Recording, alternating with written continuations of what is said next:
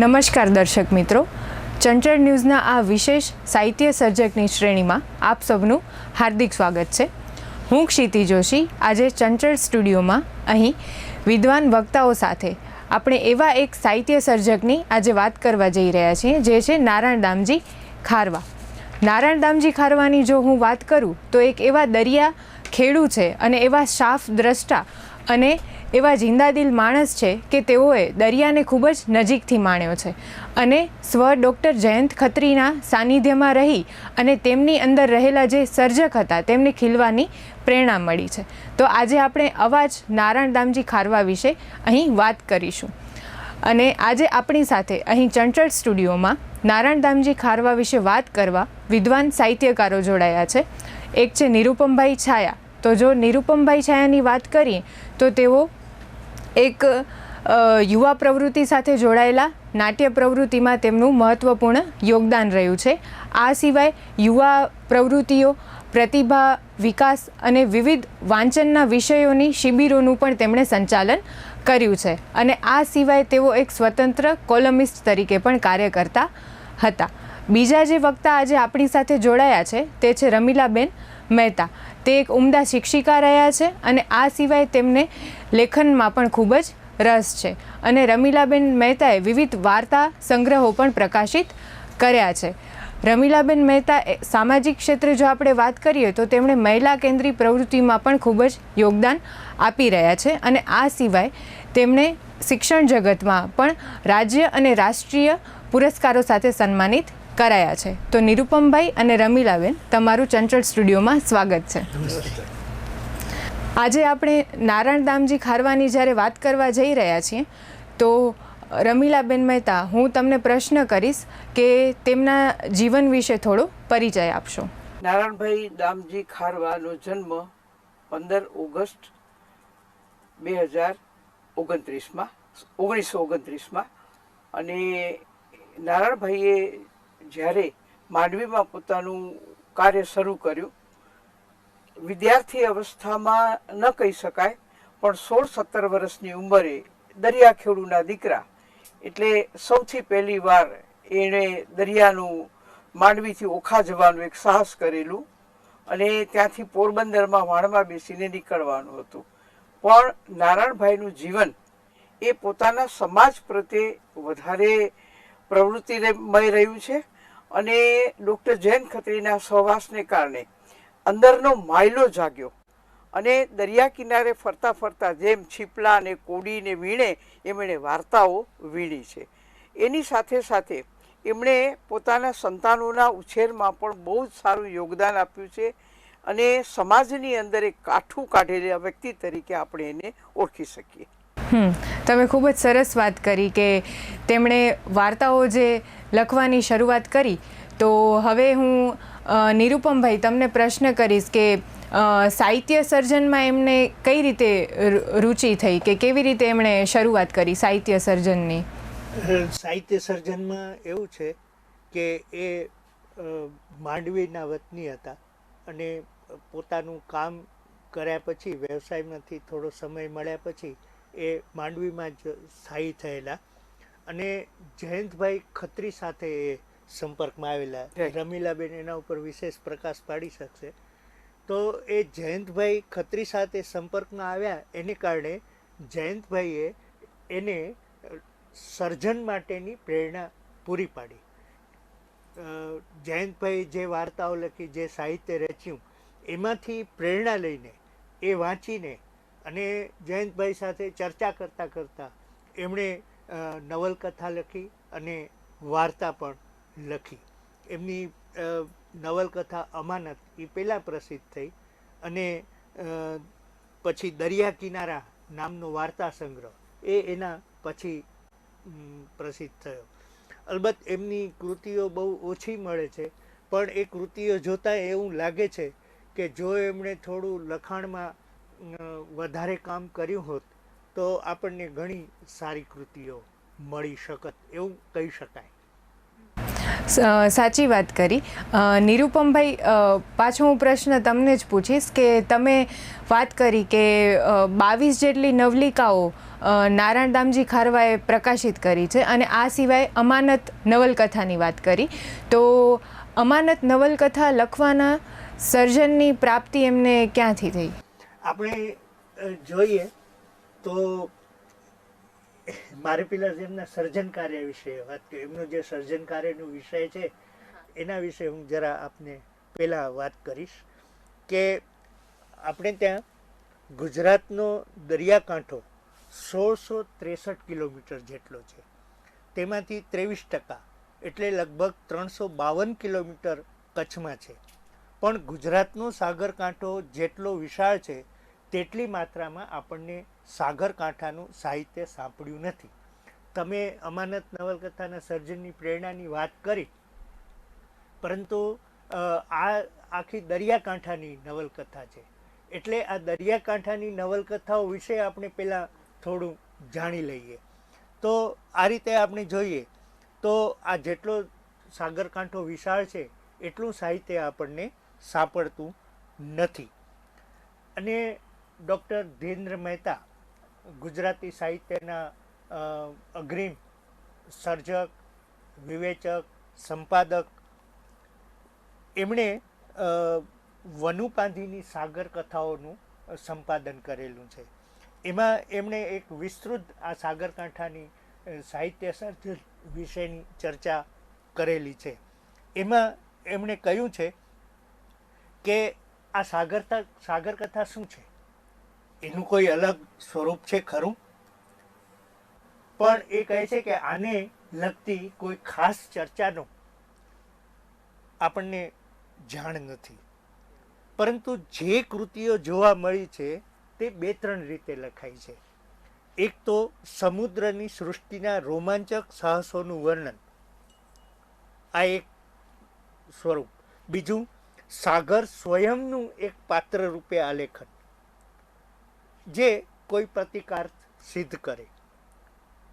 અને ત્રીજો પ્રકાર, સાગર જેનું આલંબન છે અને નિયતિ પણ છે એવા માનવ જીવનનું નિરૂપણ.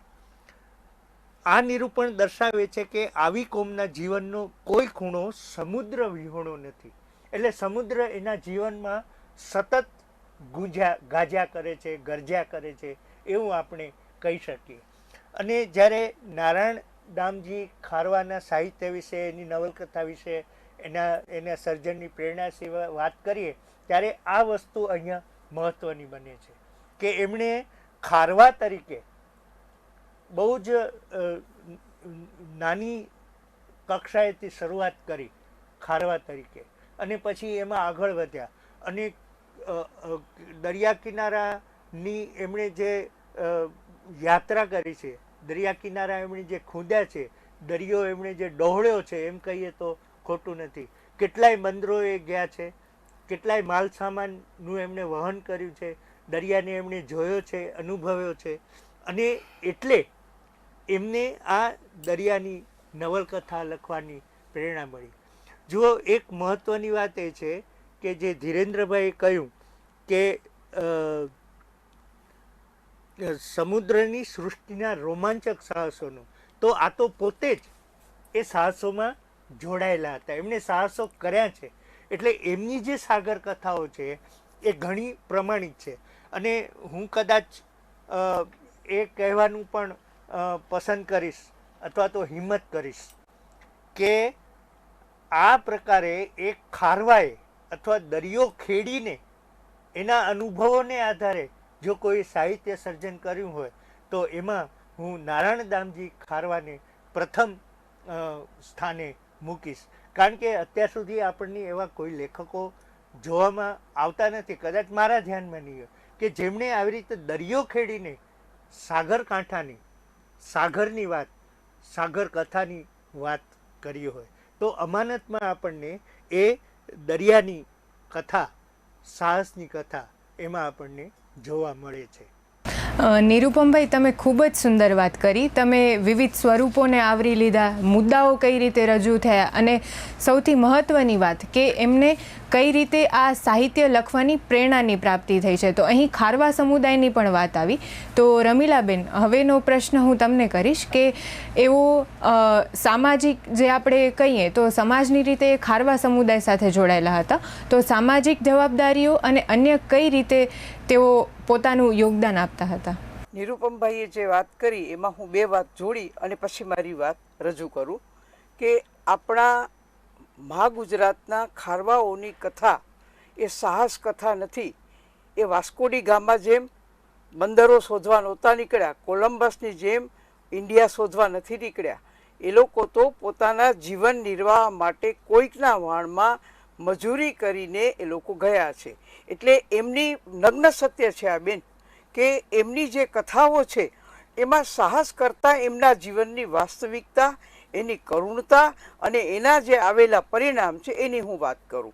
કે તમે નારાયણભાઈની મને વાત કરી કે નારાયણભાઈ દામજી ખારવા સામાજિક રીતે અથવા પોતાના સમાજ માટે ઘણા વર્ષો સુધી નારાયણભાઈએ પોતાના બે શિપ હતા, વહાણ ચલાવ્યા છે. એણે દરિયો ખેડ્યો છે. દરિયાનું ગર્જન, ઉપર આભથી વરસતા વાદળો અને નીચે દરિયાના ગર્જનમાં માત્ર પતાકડું હોય કે પીછું હોય એના જેમ ઉછળતા વહાણોને એણે જોયા છે ને એ વહાણમાં એણે સફર કરી છે. એટલે જિંદગીમાં સાચા અર્થમાં એ સાગરખેડુ બન્યા. એમને કઈ પરિસ્થિતિમાં કર્યું? બીજું વિશ્વયુદ્ધ થયું ત્યારે જાપાનીઝ સ્ટીમરોએ, જાપાનીઝના સબમરીનોએ ભારતમાં એ વખતે દરિયાખેડુઓ જે પોતાનો માલ સામાન લઈને જતા હતા એ કચ્છ માંડવીના વહાણને તોપમારો કરી અને એને નેસ્તનાબૂદ કરી. એમાંથી 15 જણાને પકડી અને પિનાંગની જેલમાં મૂક્યા, સિંગાપોરની જેલમાં મૂક્યા. અને બીજું વિશ્વયુદ્ધ જ્યારે પૂરું થયું ત્યારે એ લોકો જે બેહાલીમાં પાછા આવ્યા અને દર્દનાક કથા કઈ એ અમાનત છે. અમાનતમાં આ બધી વાતો આવે છે. અમાનતના જે સ્ત્રી પાત્રો છે એ કુલસુમ હોય, એ આયશા હોય કે જુબેદા હોય, આ બધા સ્ત્રી પાત્રો એ માત્ર ઉપર છલ્લા દેખાતા કોમળ પાત્રો નથી, અંદરથી દાવાનળ ઉછળતા સ્ત્રી પાત્રો છે. નારાયણભાઈએ આ બધી કથાઓ લખી છે, એ અનુભવ્યું છે. એમના બંને સગા ભાઈઓ એમાં મરણ પામ્યા છે. એક ઇન્ટરવ્યૂમાં એમણે વાત કરી છે. એમને એક ઇન્ટરવ્યૂ ઝી ન્યૂઝમાં ઘણા વખત પહેલાં આવ્યો છે. ઘણા વખત પહેલાં કોઈક બેન આવીને એમનો ઉષાબેન કરીને ઇન્ટરવ્યૂ લઈ ગયા હતા માંડવીના દરિયા કિનારા ઉપર. અને એ ઇન્ટરવ્યૂમાં એમણે કહ્યું છે કે મેં દરિયાને જીવ્યો છે, મેં દરિયાને જાણ્યો છે અને મેં દરિયાને માણ્યો પણ છે.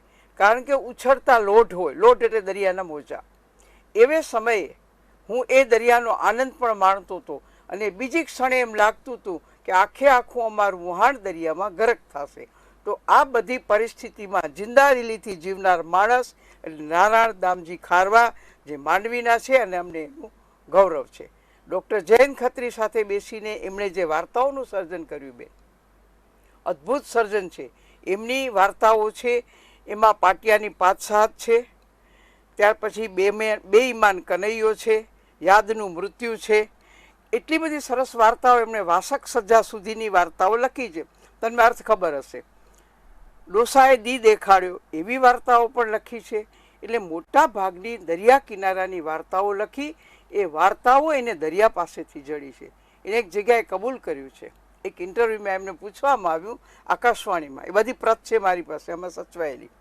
એમને પૂછવામાં આવ્યું કે તમે દરિયાની સફર છોડી કેમ? એણે કહ્યું, મેં દરિયાને છોડ્યો નથી, દરિયાને હું જીવ્યો છું, દરિયો હજી મારામાં રમે છે, હું રોજ દરિયા કિનારે જાઉં છું. પણ સમય એવો આવ્યો કે પરિસ્થિતિ પ્રમાણે અમારો આખો સમાજ દરિયામાં ગરક થવા માંડ્યો હતો. અને ધીમે ધીમે જ્યારે વહાણો મશીનથી ચાલતા થયા ત્યારે અમને વિચાર આવ્યો કે હવે કુટુંબમાંથી બધા જણા દરિયા કિનારે દરિયામાં જાય અને પછી ન્યૂઝ કેમ, સમાચાર આવે અને રોતી કકડતી સ્ત્રીઓ છાતી કૂટતી દરિયા કિનારે જઈને પોતાના પતિનું યાદ કરીને રડે. એ દિવસો ઓછા થયા અને એમાંથી કેટલાક લોકો રંગકામમાં, કેટલાક બીજા કામમાં, સુથારી કામમાં જોડાયા.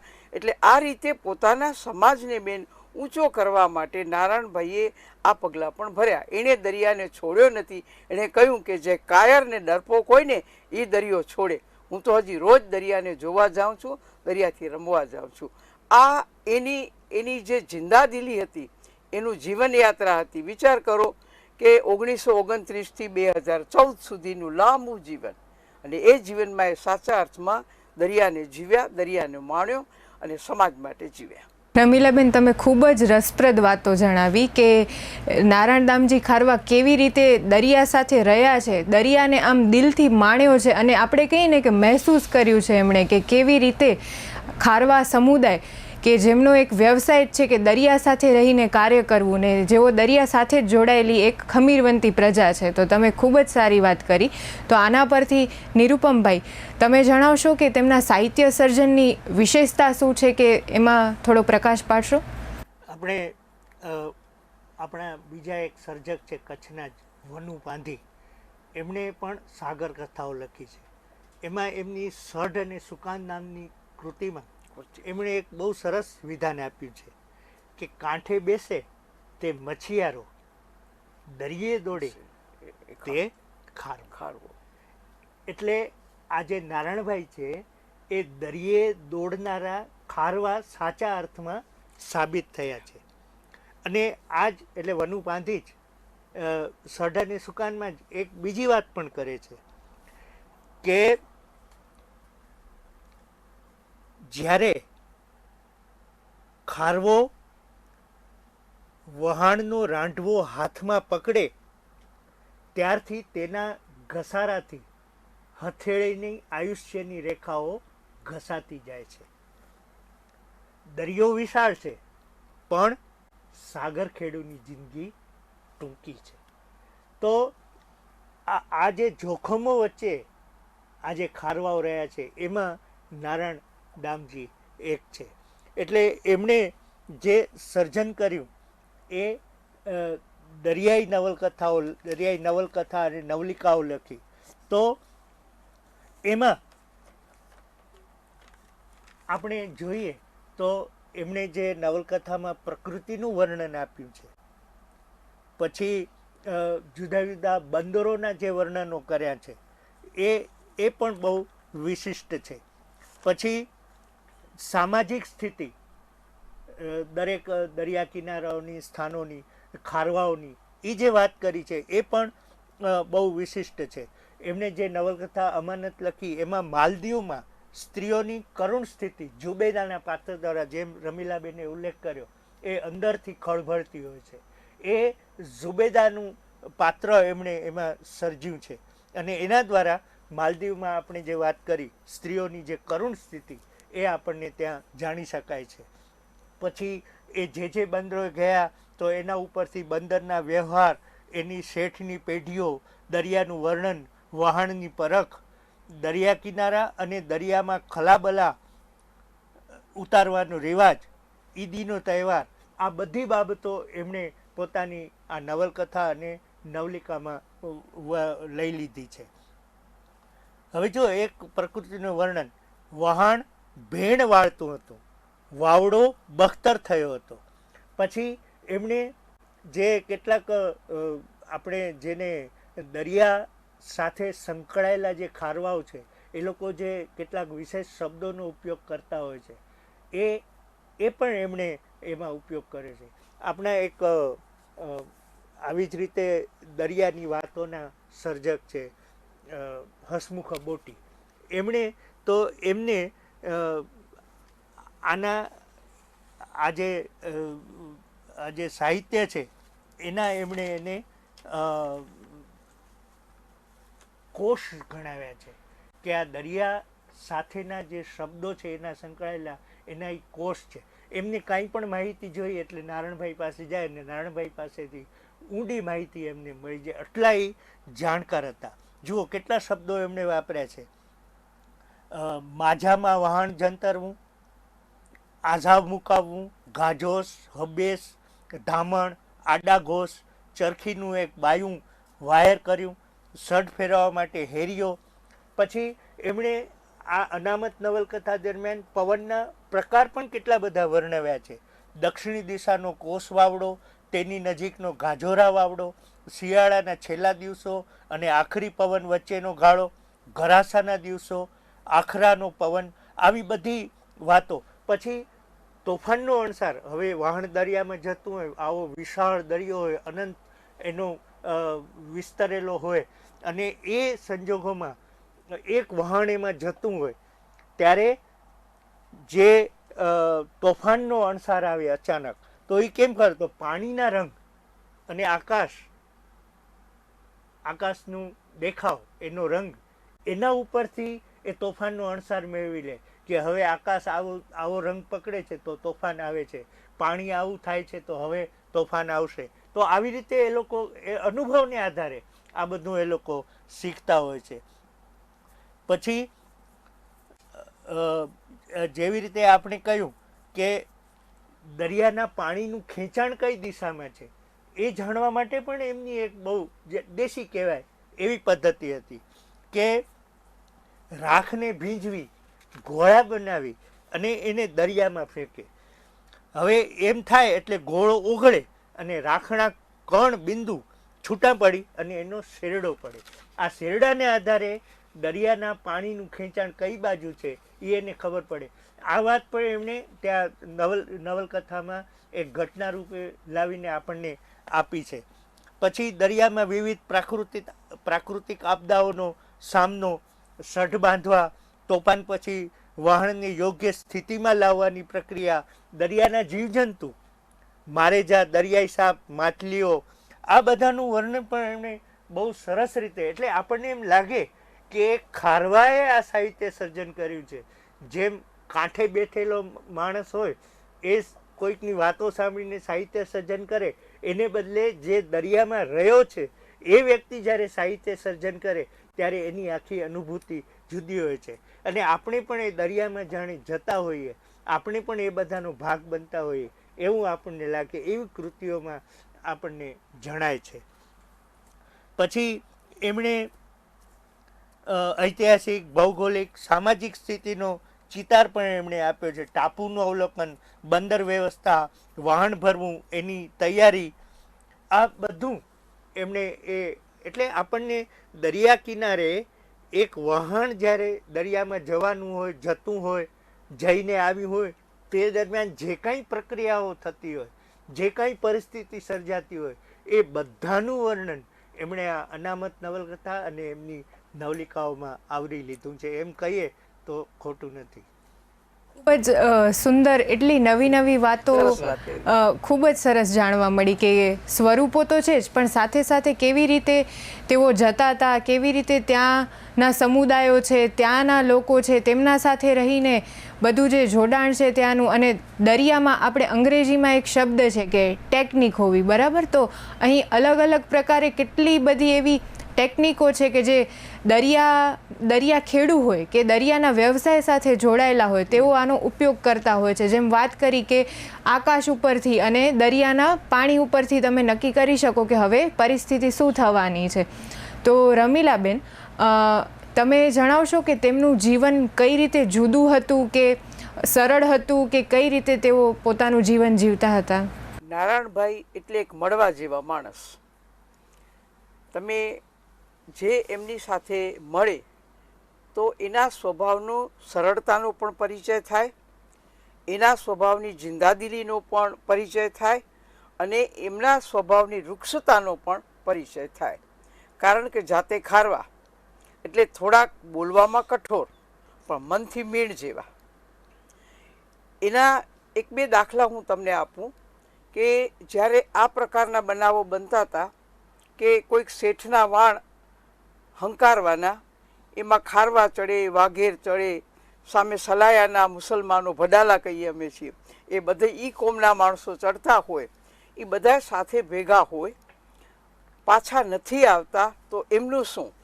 આ વાર્તાઓનો જે મૂળ આપણે બેઝ કહીએ, પાયો, એ અહીંયાથી નખાયો. એ વખતે કોઈ એવી પ્રથા નહોતી કે દરિયાખેડૂ હોય એ વાણમાં મરી જાય અથવા એ પાછા ના આવે, લાપતા હોય તો એનું કોઈ કમ્પન્સેશન મળતું નહીં. નારાયણભાઈને બહુ દુઃખ થતું, ને આ બધું મેં સાંભળેલું છે અમારે ઘરે આવતા બેસતા, મારા બાપુજીના મિત્ર હતા, અને દરિયા કિનારે નવું કાંઈક બોટ આવે તો અમને બધાને લઈ જાય કે બેન ફરવા આવો અમારી સાથે. એટલે એ વાત કરે કે મને દુઃખ એ વાતનું છે કે આ લોકોની પત્નીને આના બાળકોનું શું, ઓ તો મરી ગયા. એટલે એણે ડૉક્ટર ખત્રીને વાત કરીને એ વખતે ચંદ્રશેખર સુકાની બુચ એ આપણા ભારત દેશની જે આપણી મેઇન ઓથોરિટી કહેવાય પોર્ટની, એના એ ચીફ હતા. તો એમણે ડૉક્ટર જયંત ખત્રીને કહ્યું, તો ખત્રી ડૉક્ટરે કહ્યું કે એમને એમ કાંઈ ન થાય, આપણે બોલીએ ને નહીં થાય, એના માટે કાંઈક મંડળ કરવું જોઈએ. એટલે પોર્ટ યુનિયનની સ્થાપના કરી, માંડવી પોર્ટ યુનિયન. એના ડૉક્ટર ખત્રી પ્રમુખ બન્યા અને નારાયણભાઈ એમના મંત્રી બન્યા. પછી આખી પ્રોસેસ આગળ વધારી અને મેં તમને વાત કરીને અગાઉ કે 15 જણા લાપતા બન્યા. એમના પરિવારની જે દુર્દશા અને કલ્પાંત તેમણે જોયા અને એમનું મન ખળભળી ઉઠ્યું. ત્યાં જઈ અને વાત કરી કે ભાઈ આ લોકોની વાતો તમે અહીંયા ટેબલ ઉપર કરો છો, પણ કાંઈક કરો, એમને કાંઈક વળતર અપાવવા માટેની મહેનત કરીએ. અને ત્યારે કંડલા પોર્ટ ચાલતું હતું, આખો કેસ કંડલા પોર્ટમાં ગયો. કંડલા પોર્ટમાંથી કેસને એમ કહેવામાં આવ્યું આખી વાતને કે તમે મુંબઈ લઈ જાઓ. એ વખતે માંડવીમાં સ્ટીમરો ચાલતી, સાબરમતી અને સરસ્વતી. એમ છેલ્લી સ્ટીમરની હું સાક્ષી છું, મેં છેલ્લી મુસાફરી એમાં કરી, મુંબઈ ગઈ હતી. તો એ સ્ટીમરમાં એ ત્યાં વિધવા બહેનોને લઈ ગયા. તમે વિચારો કે વજૂદ બતાવો, વ્યક્તિ બતાવો કે આમની ધર્મપત્ની, હયાતીનો દાખલો આપવો પડે ને. તો એમની ધર્મપત્નીઓને લઈ ગયા ત્યાં અને કહ્યું કે સાહેબ આ છે કે જેના પતિ દરિયામાં લાપતા થયા અથવા પાછા નથી આવ્યા, તો એમને એનું કાયદેસર વળતર મળવું જોઈએ. આજે તો રોડના એક્સિડન્ટના 15 લાખ રૂપિયા મળે, એ વખતે એ લોકોને 7,000 થી 8,000 રૂપિયા મળ્યા હતા. આ બધી સાંભળેલી, કાને સાંભળેલી વાતો. એ 7,000 થી 8,000 રૂપિયા એ સમયે બહુ મોટી વાત હતી. તો આ બધું કરાવવામાં નારાયણભાઈ પોતાની જિંદગીના દિવસો ખર્ચ્યા હતા. યાદ રાખીએ, કોઈ માણસ કોઈ માટે જીવે છે અને જીવે છે એ નારાયણ દામજીની વાત આપણે અત્યારે કરીએ છીએ. એમણે જે કર્યું છે એને કોઈ ન ભૂલે. આજે માંડવીમાં બધા યાદ કરે. અમારા જેવા કેટલાય છે, તમને નામ દઉં, કૃષ્ણાબેન મિસ્ત્રી હતા, જટુભાઈ પનિયા હતા, ડૉક્ટર જયંત ખત્રી હતા, એમની સાથે વનુભાઈ પાંધી, મનુભાઈ પાંધી, પુષ્પાબેન શાહ, આ બધા, ઇવન પ્રભાબેન વસા અમારી સ્કૂલના પ્રિન્સિપાલ, આ બધા એમની વાર્તાના ચાહક, એના કામને હંમેશા મદદરૂપ માનનારા અને દરેકે દરેક નાના મોટા માણસને ભેદભાવ વગર એ મદદ કરતા. કારણ શું? એમનો જોક આખો સામ્યવાદી હતો. કાર્લ માર્ક્સના પરમ ભક્ત, સામ્યવાદ, એના નસે નસમાં સામ્યવાદ હતો. એટલે એ કારીગરો, કામદારો, મજૂરો, એવો નીચલો કચડાયેલો વર્ગ, દલિત વર્ગ જેને કહીએ છીએ, એ વર્ગ માટે એમણે કામ કર્યું બેન. અને પોતાની કોમને પણ ઊભી કરવા માટે. આજે ખારવાની કોમ સદ્ધર છે, માંડવીમાં ગરીબ નથી, સદ્ધર થયા, એક જમાનો હતો. પણ હવે એ બધું નારાયણભાઈ અને ડૉક્ટર જયંત ખત્રીની એક દીર્ઘદ્રષ્ટિથી કે આમને આમ નહીં ચાલે, બધા છોકરા દરિયામાં નહીં જાય તો બાકી શું રહે. એટલે આ પરિસ્થિતિમાં નારાયણભાઈએ જેને કહીએ ને શિરમોર કામ કર્યું છે, પોતાની કોમને ઊભા કર્યા, બીજા લોકોને પણ દાખલો બેસાડ્યો અને આખા સમાજમાં એક પહેલો ખારવા માણસ હતો કે જેણે સઢ અને હલેસા મૂકી અને કલમ ઉપાડી. અને કલમમાં શું લખ્યું? તો કે અમાનત અને દરિયાઈ વાર્તાઓ. એટલે આવી વ્યક્તિની વાત કરવા આપણે ભેગા થયા છે. એટલે રમીલાબેન, તમે જે વાત કરી કે એમણે લોકો માટે પોતાનો સમય ફાળવ્યો, એમને ન્યાય અપાવ્યો, એટલે આ એમની અંદર જે સંવેદના, આ સંવેદના એ એમને સર્જન માટે પણ પ્રેરક બળ પૂરું પાડ્યું. એમની વાર્તાઓમાં એ દેખાય છે. અને નાના માણસની જે એમણે જે વાત લીધી છે. અને બીજી એક વાત કહું સાથે જોડું, એમણે જે કેસ કર્યો ને એ વાણ હતું ખીમજી રામદાસનું. મસ્કતના કરોડોની અબજોપતિ શેઠ, એના સામે એ લોકોએ કેસ કરવાની હિંમત કરી હતી. અને પછી એમાં જીત્યા તો ખરા, પણ પછી ભાટિયા શેઠે પોતાની રીતે જે કરવું તો એ બધું કર્યું. એમ કહી દીધું કે ડૉક્ટર ખત્રીના દવાખાનામાં કોઈ દવા ન લેજો, કારણ કે આ ડૉક્ટરે આપણી સામે કેસ કર્યો છે. પણ એ વખતે પણ ડૉક્ટર ખત્રી પણ હિંમત ના હાર્યા અને નારાયણભાઈ પણ હિંમત નહોતા હાર્યા. આ સમાજ સામે ઝઝૂમવાની, અન્યાય સામે લડવાની એ તાકાત હતી ને બેન, એ એક સારા સર્જકની નિશાની હતી. રમીલાબેન, તમે ખૂબ જ સુંદર વાત કરી કે નારાયણભાઈ હતા તેઓ લોકો માટે જીવ્યા છે, બરાબર? સંવેદનશીલ તો હતા અને એમની સાથે એમણે જે આ નિરૂપમભાઈએ કહ્યું કે તેમને આ સાહિત્ય સર્જનની પણ પ્રેરણા મળી. તો આપણે કહી શકીએ કે નારાયણભાઈ એક ઉમદા વ્યક્તિત્વ ધરાવતા માણસ છે. ને જે નાના માણસોની ચિંતા કરી એમને ન્યાય અપાવવાની, તો નવલિકામાં પણ એમણે દેખાય છે. તો તે વખતે જે વર્ગભેદ હતો, જે સમૃદ્ધ અને જે લોકો જેને કહેવાય ને કે ઓછી આવક ધરાવતા એ સામ્યવાદની વાત કરી ને મેં, બંને વચ્ચે દિવાલ હતી. એટલે એમાં એક કૃતિમાં એમણે એક સંવાદ મૂક્યો છે કે શેઠને કહે છે, એક એનું પાત્ર નવીન કરીને છે, એ શેઠને કહે છે કે બાકી જોખમ કર્યા વગર અમને તમે ઊભા રહેવા આપો એ વાતમાં માલ નથી.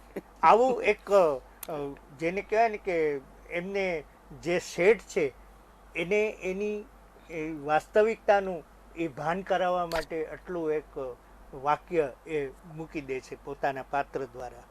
તો આજે જે આપણે નારાયણ દાબજી ખારવાની વાત કરી તે મને જાણીને તો ખૂબ જ મજા આવી, પણ દર્શક મિત્રો જ્યારે આ એપિસોડ જોશે તો એમને પણ ખૂબ જ મજા આવશે. તો આવી રીતે ફરીથી મળતા રહીશું. આભાર.